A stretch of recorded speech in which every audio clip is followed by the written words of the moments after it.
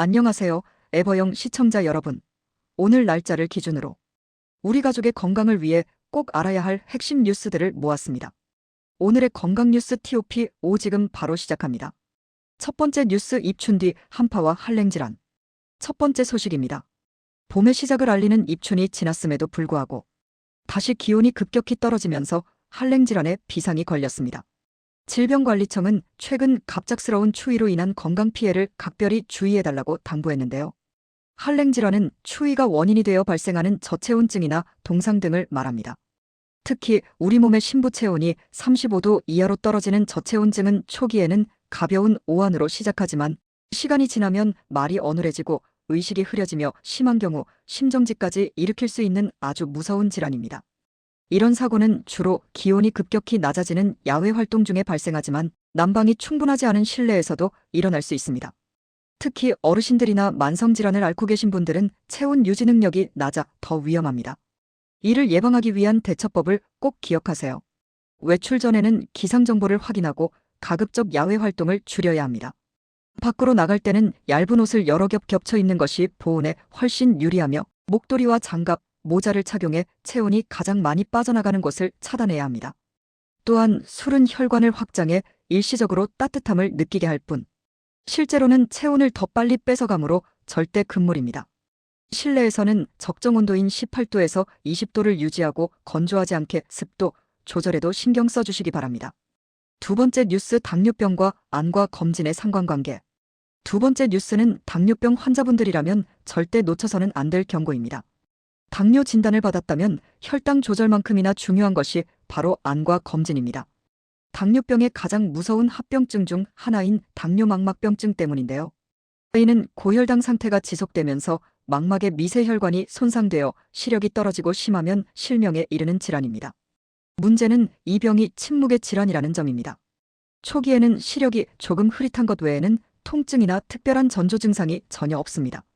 그러다 시야에 검은 점이 떠다니거나 사물이 왜곡되어 보이기 시작하면 이미 병이 상당히 진행된 경우가 많습니다.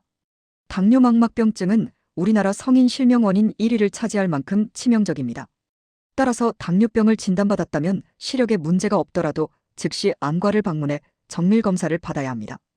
결과에 따라 6개월에서 1년 단위로 정기검진을 받는 것이 실명을 막는 유일한 방법입니다. 평소에는 철저한 혈당 관리는 기본이며 고혈압과 고지혈증 관리도 병행해야 합니다. 망막혈관은 전신 혈관의 상태를 보여주는 창입니다. 내 눈을 지키는 것이 결국 내 몸 전체를 지키는 시작임을 잊지 마세요. 세 번째 뉴스 2030 젊은 대장암의 경고 신호. 세 번째 소식은 최근 젊은 층에서 급증하고 있는 대장암에 관한 내용입니다. 예전에는 노년층의 질환으로 여겨졌던 대장암이 이제는 20대와 30대 사이에서도 빈번하게 발생하고 있습니다. 전문가들은 서구화된 식습관과 잦은 배달음식 섭취, 그리고 줄어든 활동량을 주된 원인으로 꼽습니다. 가장 주의 깊게 보셔야 할 결과는 항문 출혈입니다. 많은 젊은 분들이 배변 시 피가 나오면 단순한 치질이나 변비 때문이라고 생각하고 방치합니다. 하지만 이는 대장암의 전조 증상일 가능성이 매우 높습니다. 연구에 따르면 항문 출혈 증상이 있는 젊은 층에 대장암 발생 위험은 그렇지 않은 경우보다 무려 8배나 높았습니다. 대처법은 명확합니다. 항문 출혈, 변의 굵기가 가늘어짐, 급격한 체중 감소 중 하나라도 해당한다면 부끄러워하지 말고 즉시 대장 내시경 검사를 받아야 합니다. 젊은 층은 암세포의 성장 속도가 빨라 조기 발견이 무엇보다 중요합니다. 또한 일상에서는 붉은 육류와 가공육 섭취를 줄이고 식이섬유가 풍부한 채소를 충분히 드셔야 합니다. 하루 30분 이상의 유산소 운동은 장의 움직임을 도와 암 예방에 큰 도움이 됩니다. 내 몸이 보내는 작은 신호에 귀를 기울여 주세요. 네 번째 뉴스 항산화 보충제 섭취의 반전. 네 번째 뉴스는 건강을 위해 챙겨 먹는 영양제가 자녀에게는 뜻밖의 영향을 줄 수 있다는 다소 충격적인 소식입니다. 특히 아빠들이 많이 드시는 고용량 항산화제인 비타민 C나 E가 그 대상입니다. 일반적으로 항산화제는 세포 노화를 막고 면역력을 높이는 착한 영양소로 알려져 있지만 최근 연구에 따르면 아빠가 보충제를 통해 항산화제를 과도하게 섭취할 경우 자녀의 대사 건강에 부정적인 영향을 미칠 수 있다는 사실이 밝혀졌습니다. 그 원인을 살펴보면 우리 몸은 어느 정도의 활성산소가 있어야 정상적인 세포 신호를 전달합니다.